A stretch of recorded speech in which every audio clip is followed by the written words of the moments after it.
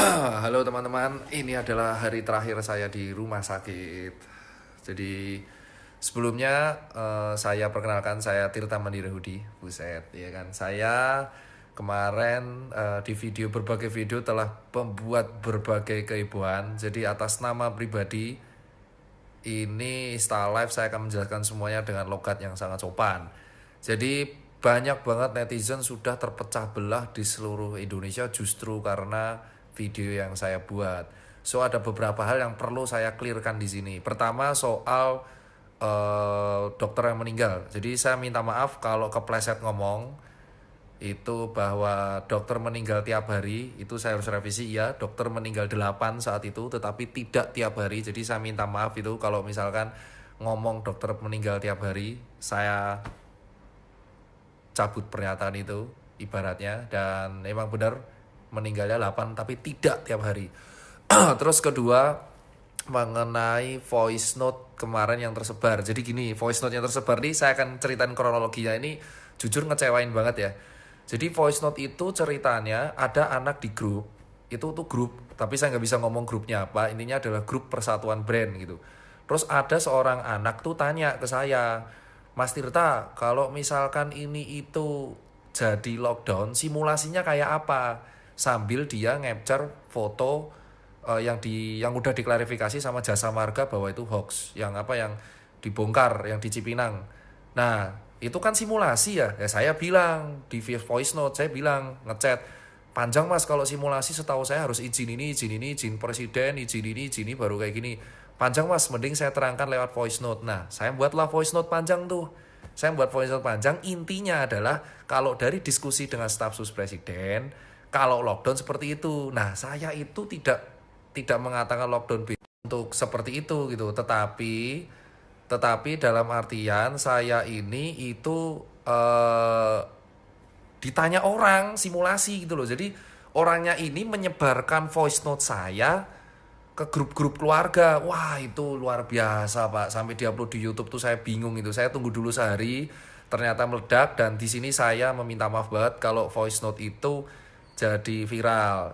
Saya minta maaf nih buat warga negara dan pemerintah terkhususnya yang jadi terkesannya kayak aneh. Padahal dari awal saya tuh niatnya justru membantu pemerintah ya di sini. Jadi saya minta maaf banget sekali lagi buat teman-teman warga negara yang terpecah belah karena voice note itu dan statement yang meninggal itu. Jadi emang benar yang gugur teman saya ada 8. Saya lupa sekarang ada berapa ya. Tapi bukan tiap hari. Saya minta maaf soal itu. Terus yang kedua soal voice note itu pure saya jawab teman saya di grup. Fatalnya saya adalah ini pelajaran berharga buat saya. Saya nggak akan pernah share seperti itu lagi di grup karena rentan banget viral di grup WA, GWA. Terus yang ketiga mengenai statement saya yang marah-marah di mobil. Oke, statement saya yang marah-marah di mobil itu jujur aja saya tidak maki-maki orang. Saya serius tidak memaki orang dan tujuan saya di situ tidak sama sekali menyerang pemerintah at all. Karena di sini tuh saya susah payah malah bantu pemerintah gitu. Saya susah payah buat rumah sakit itu bareng dompet duafa juga buat pemerintah.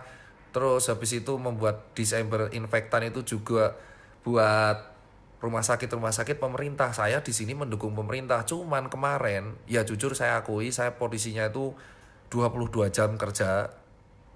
Ya bukan alasan sih buat ngeles, tapi saya 22 jam kerja, saya tidur baru 3 jam. Posisi saya udah demam pada waktu itu dan saya harus memilih antara di rumah sakit atau self isolation. Saya habis dari syuting TV jam 1, terus salah satu driver bilang, "Pak live aja." Ya udah saya live.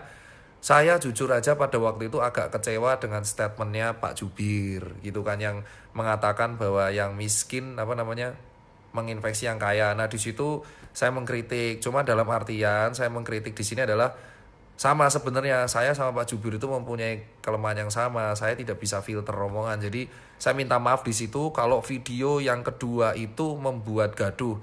Bukan saya pro lockdown atau tidak. Saya jujur justru mengasalkan karantina wilayah. Karantina wilayah yang saya gaungkan di situ adalah intinya nggak usah pakai bahasa lockdown. Intinya karantina wilayah itu kita usulkan ke pemerintah. Kenapa?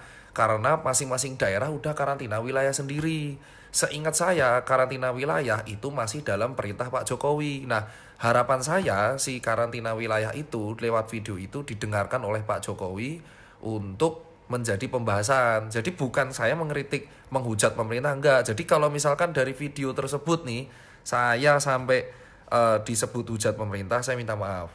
Saya nggak ada benar-benar tujuan hujat pemerintah, dan gara-gara video itu malah menjadi membabi buta untuk berantem satu sama lain. Tidak sama sekali at all.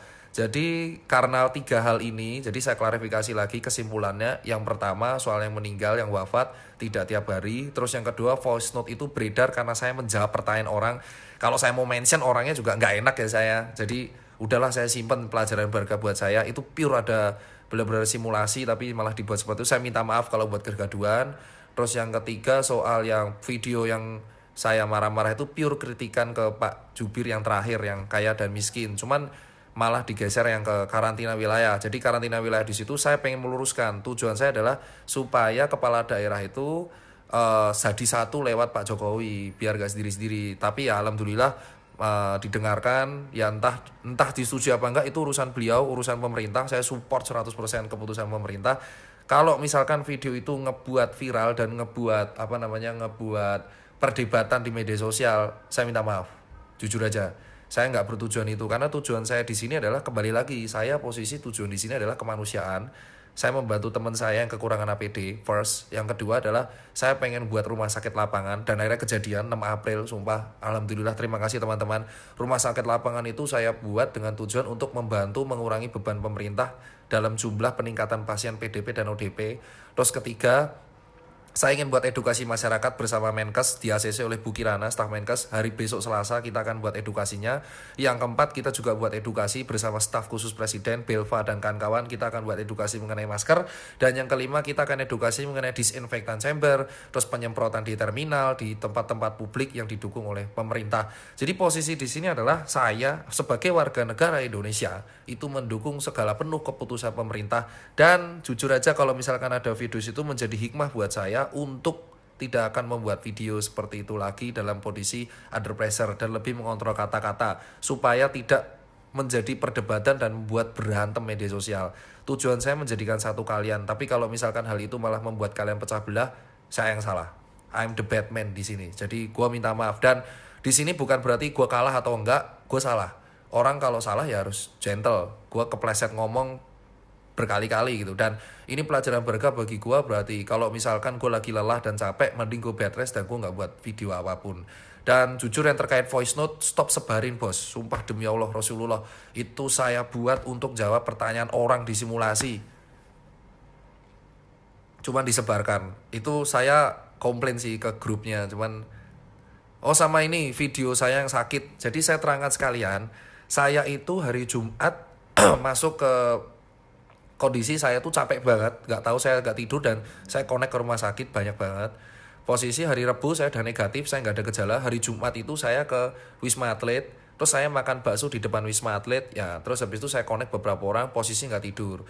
Jumat malam saya itu udah sakit, yang akhirnya saya buat video, dan saya minta maaf soal video itu yang jadi viral. Saya nggak bertujuan menghujat pemerintah, saya mendukung penuh pemerintah. Saya cuman kritik jubir supaya lebih hati-hati kalau ngomong, sama kayak saya hati-hati kalau ngomong. Dan berikutnya saya gejala panas. Nah, karena panas dan batuk, saya takut nih antara bronkitis atau COVID. Saya langsung mengajukan diri ke rumah sakit Kembangan, cuman penuh. Jadi karena penuh, akhirnya saya memutuskan ke rumah sakit Kartika. Nah, di rumah sakit Kartika saya dinyatakan PDP karena ada gejala dan ada kontak. Nah, tapi setelah itu diperiksalah oleh dokter Lukas. Dokter Lukas mengatakan saya paru-parunya malah cenderung bronkitis, emfisema, PPOD kronis, PPOK. Waduh, kaget kan saya. Sementara demam nggak ada dan batuknya minimal, malah ada dahaknya dan demamnya nggak ada gitu, dan nyeri telan nggak ada. Habis itu di rapid test lah saya Minggu pagi rapid test negatif, dan karena negatif dan gejala saya 0, jadi saya benar gak ada demam, 2 hari gak ada demam. Jadi Sabtu siang tuh udah turun tanpa obat, Minggu tuh udah turun, saya di ODP hijau. Nah, karena ODP hijau, datanglah si Pak Lukas tuh datang jam 1. Dokter Lukas datang, saya tanya Dokter Lukas, itu yang rekam, video yang beredar itu yang merekam adalah Direktur Utama dari Rumah Sakit Kartika. Masya Allah. Itu yang nge-share video, ya Allah, itu adalah direkturnya sendiri. Direkturnya tuh bilang, dokter Lukas gak usah pakai APD karena dokter Tirta ini ODP sekarang dan gejalanya bronkitis. Jadi diagnosanya kemungkinan bronkitis bukan COVID. Jadi gak usah pakai APD biar kita meningkatkan masyarakat. Nah, sama direkturnya ini direkam, tujuannya itu ke masyarakat. Ini loh tutorial swab test.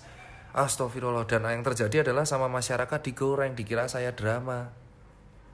Padahal saya udah share bahwa tes saya itu negatif semua dan posisi saya itu ya udahlah, itu ambil kosong.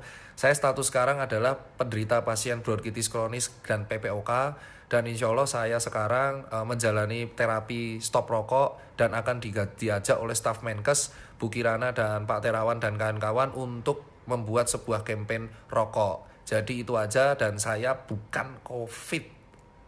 Please, dan ini bukan drama. Kalian bisa tanyakan ke Direktur Utama Rumah Sakit Kartika Pulomas, ex-Dompet Duafa.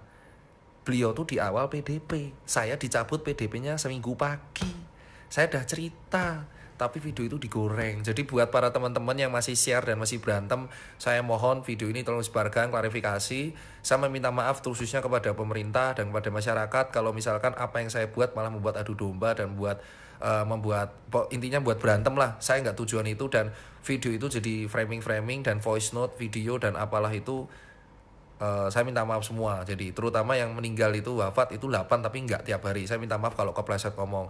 Semoga aja Indonesia bisa satu melawan COVID, dan itu hikmah buat saya supaya ngomong lebih dikontrol, dan hikmah juga buat saya untuk tetap mendukung pemerintah, karena di sini adalah ke Pak Jokowi sebagai panglima tertinggi dan presiden tertinggi itu yang berhak menentukan keputusan di Indonesia Raya ini. Semoga aja saya bisa membantu Pak Jokowi untuk mengalahkan COVID. Segitu aja dari klarifikasi aja saya, semoga bermanfaat buat kalian. See you semua.